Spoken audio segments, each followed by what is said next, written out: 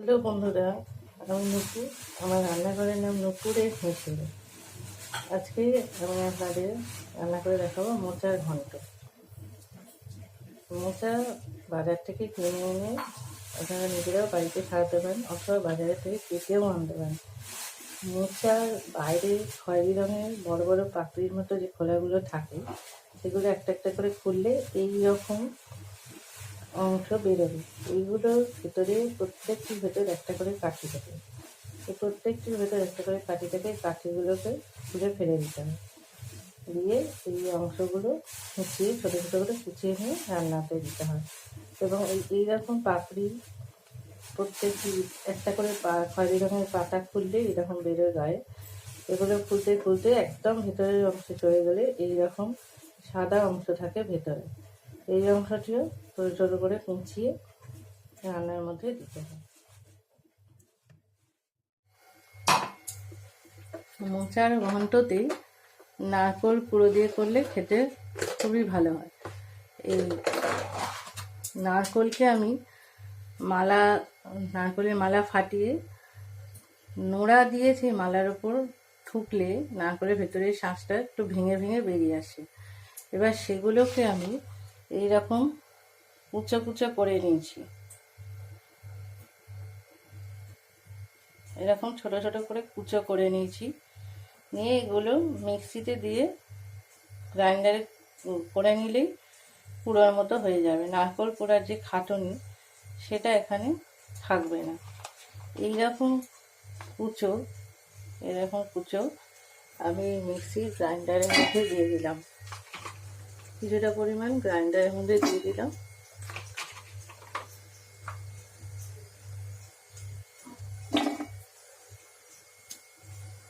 দিয়ে মিক্সির switch on করে আমি এটা মিক্সিটা চালিয়ে নারকেলটাকে গুঁড়ো করে নিচ্ছি।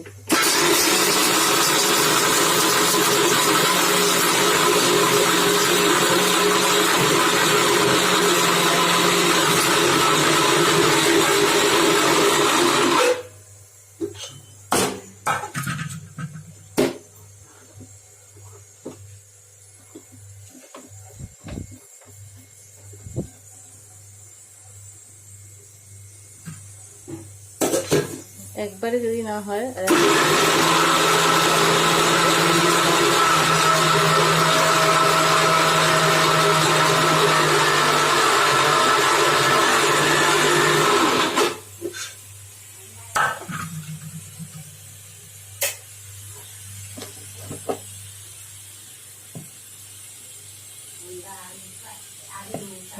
দেখুন মিক্সির ভেতরে নারকেলটা পুরো হয়ে গেছে।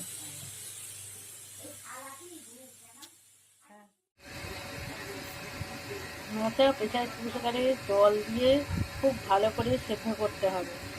প্রায় 8 ঘন্টা ধরে সেদ্ধ করতে হবে। যা প্রথমে জোর আছে, তারপর আস্তে আস্তে করে খুব ভালো করে সেদ্ধ করার পর প্রেসার থেকে জল ঝরিয়ে ওটাকে ঢেলে নিতে হবে। তারপর এইরকমভাবে মোচাকে হাত দিয়ে ভালো করে চটকাতে হবে। স্ম্যাশ করে নিলে মোচা খেতে ভালো লাগে।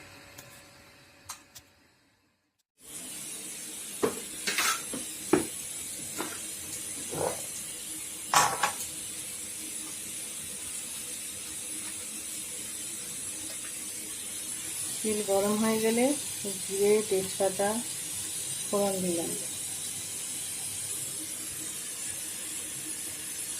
একটু হলুদ,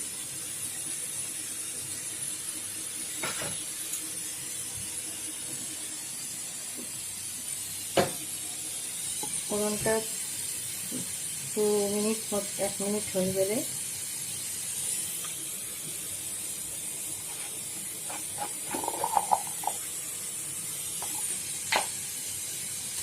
একটু আদা বাটা দিয়ে দিলাম। আদা বাটাটা একটু ভালোভাবে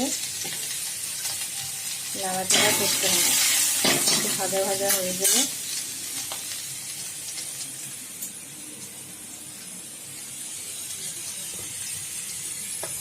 নুন দিতে হবে,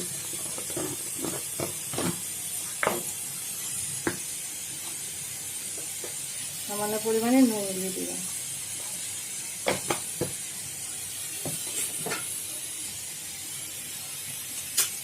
দিয়ে এটা নাড়াচাড়া হয়ে গেলে নারকেল দিয়ে কড়াতে ভাজা ভাজা করতে হবে।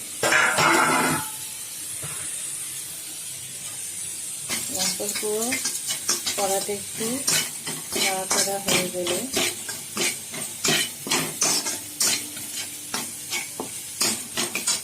সেদ্ধ করা চটকানা মোচাটা এবার কড়াই দিয়ে দিতে হবে।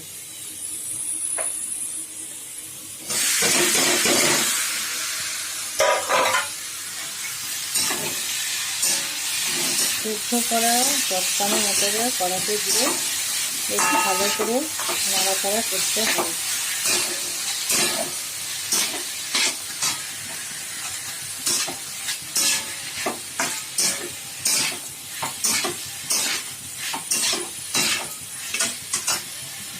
কিছুক্ষণ ধরে এটা ভাজা ভাজা হবে।